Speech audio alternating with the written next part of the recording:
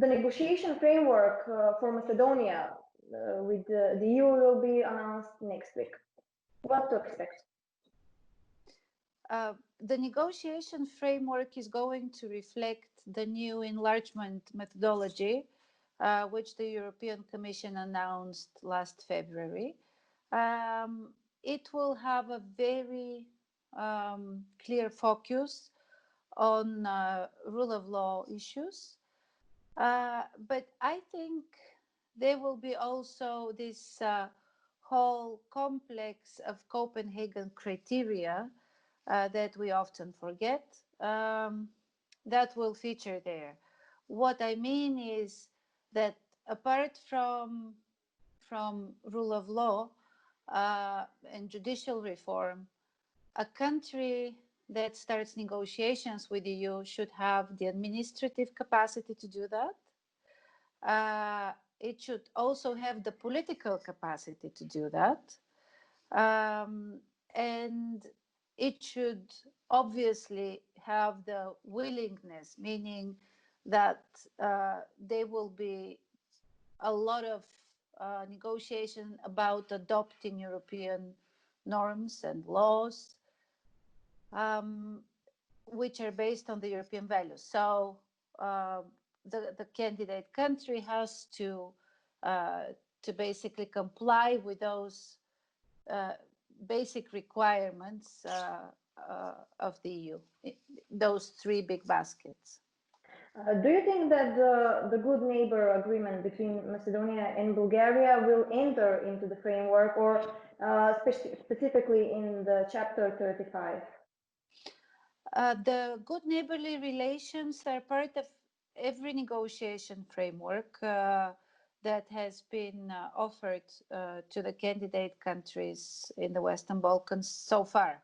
I mean, if you look at the negotiation framework of Montenegro, it's there, of Serbia, it's there, and so on. Good neighborly relations in the case of North Macedonia means that also the relationship with Bulgaria has to fit in that description. If Bulgaria demands are not into the negotiation framework, can official Sofia make it a problem for voting the frame? Any member states can make it a problem because the negotiation framework is put together by the European Commission, and then it is being approved by the member states. And especially now with this new French proposal for a new methodology, which was later adopted and added to the European Commission's position, there is even more role for the member states now than it was before. Every member state, including Bulgaria, can ask for revision, can put some sort of a question on the agenda throughout the entire process. That's the nature of the negotiation. You mean before the conference that we should have with EU? On every step of the way. So we could expect if Bulgaria's demands are not into the negotiation world, that she could actually block us or not voting from the framework.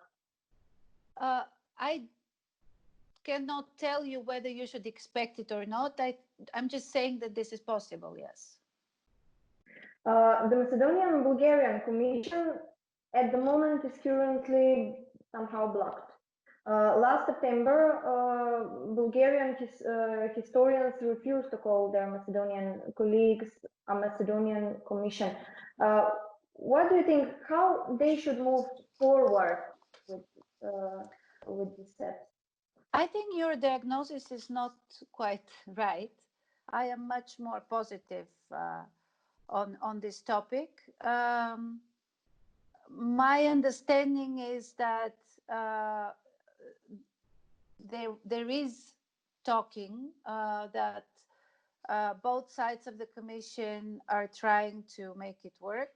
I understand that the Macedonian side has expressed interest in doing that because it was actually for them to reach out for the next meeting, and it was and that was the reason why there was no meeting for a very long time. Frankly, I find these procedural impediments quite unfortunate, because the Commission has to be a forum for a conversation. And I think those problems have to be resolved through a conversation. And I really believe that it's in the best interest of both sides to see those issues resolved. And so, you know, going through that process with,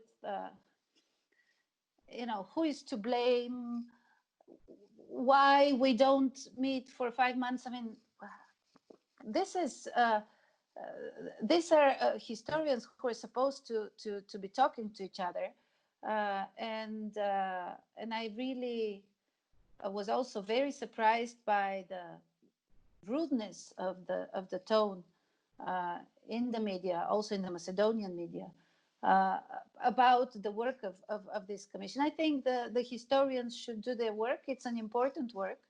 But obviously, the fate of our countries is to stick together, and they should really look forward and try to do this the best they can. Do you think that maybe someone from you should sit on the table with them? I am not a historian. How much European principles actually are violating with all those identity requirements with from Bulgarian side? As far as the European integration is concerned, the bilateral relationship between member states have to be really clear and friendly before they sit together in the EU.